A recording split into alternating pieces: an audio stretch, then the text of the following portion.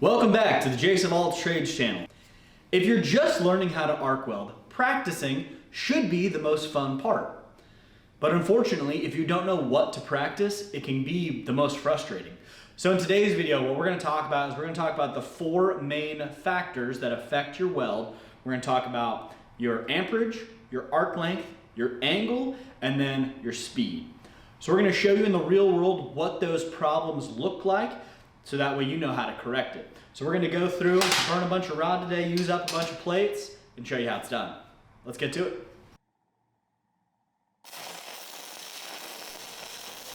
So here in this example weld, what I'm trying to do is just really hit the basics and do those things well. So I'm welding with a 3/32 7018 rod on DC positive. In terms of amperage, I'm using 80 amps, which is about right for this material. In terms of our rod angle, we're shooting for anywhere between 5 and 10 degrees in the direction of travel off of 90, so anywhere between 80 and 85 degrees is perfectly fine. And in terms of our arc length, so the distance between the end of the rod and our material, I'm shooting for the same thickness of the electrode, which is 3/32. You can get away with a little bit less too. In terms of motion, all I'm trying to do is just trace the front edge of that puddle while watching the back end of the puddle to make sure that I'm not going too fast or too slow.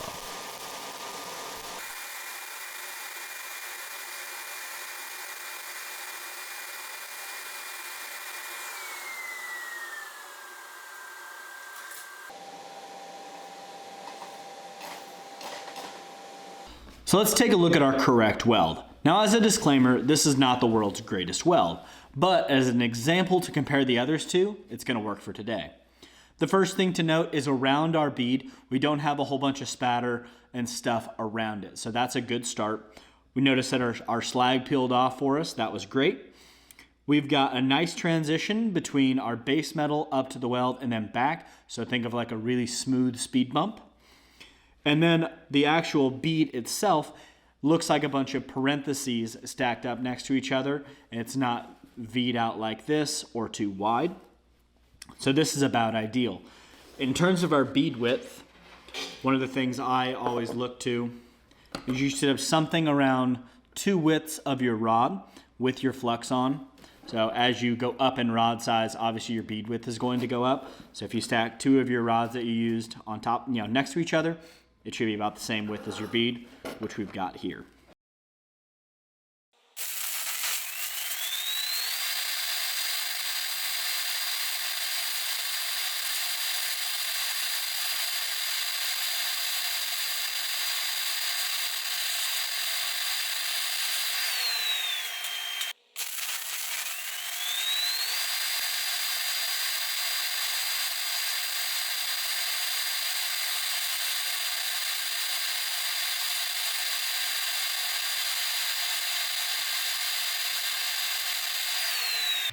So how can you tell if your bead is too hot or too cold? Well, if your bead is too cold, what you're going to see is a narrower bead, and the toes of your weld are going to be a little steeper. So imagine driving up to a curb rather than driving up to that nice smooth speed bump that we talked about earlier. On the other hand, however, if your bead is too hot, you're going to see a wider bead. You're also going to see a bunch of BBs or spatter on the outside of that weld. You're going to see a much smoother transition, or you're going to see undercut, which is where you've actually cut out some of the base metal without filling it back up.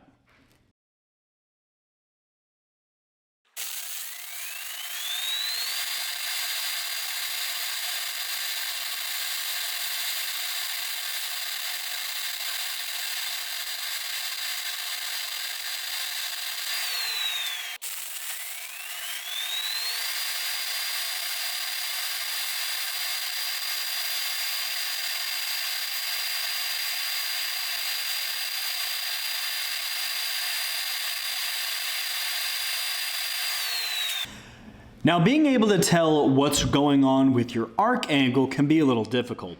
Unless your rod angle is extremely severe, like we had with our severe pull, unless it's something like that, it's going to be really hard to identify that based on your puddle. But one of the things you're going to notice is you're going to have a lot more inconsistency in your bead altogether outside of just your patterning.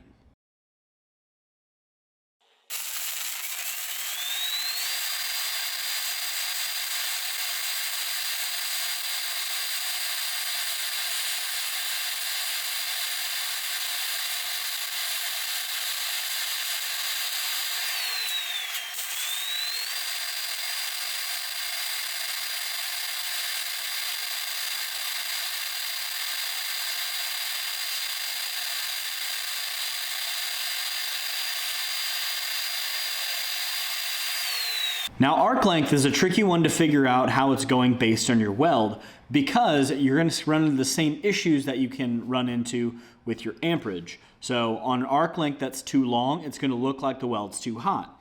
You're going to have a whole bunch of extra spatter, but additionally, you're going to have a lot more slag that wants to hang around.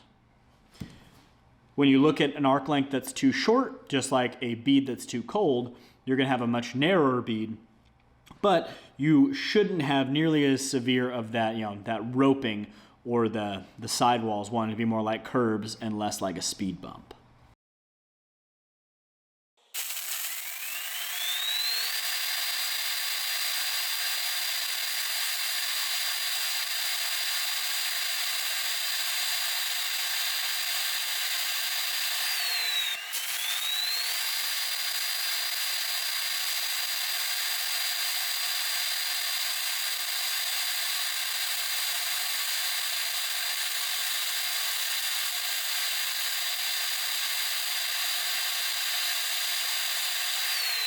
Now, telling if your speed is correct is one of the easier things to figure out. So if your bead is like this one down here, it's going to have more of a V pattern in the bead, and it's going to be really narrow. If your bead is too slow, instead of a nice curve like we talked about with our correct bead, it's going to be more flat across all those little ribs, and your bead is going to be a little wider. If you're watching this video, odds are you don't have just one of these problems. You probably have two or maybe three all kind of intermingling together, which can be a tough thing to identify. So what do we do about it? Before I tell you, I want to thank you so much for watching this video and ask you to please like, comment, and subscribe for more content like this. You should also check out the Arc Welding 101 video that I did last week. It'll be posted down in the comments below. Now let's talk about your welds. So the first thing that you should do is dial in your amperage. Getting your amperage dialed in is going to help everything else fall into place. I always suggest setting your amperage a little higher than what is recommended by your machine, because you can adjust the rest of that with what we're going to talk about next, which is arc length. Your arc length is one of your biggest tools as a welder. By tightening up your arc length or getting that rod closer to your material, it's going to cool that puddle down and cool your weld down. If you open up your arc length or get it further away, what that's going to do is heat up that weld a little bit more, allow more preheating to happen, which is effectively, turning up your amperage. And then the last two things you should focus on are your speed, because that's what ultimately decides what your weld looks like. And then the last thing you should focus on is your angle. So long as you don't have an extraordinary angle one way or the other, its effect on your weld is going to be minimal. I hope you found this video enjoyable and informational. If you did, like I said before, please like, comment, and subscribe for more. And as always, have a wonderful day.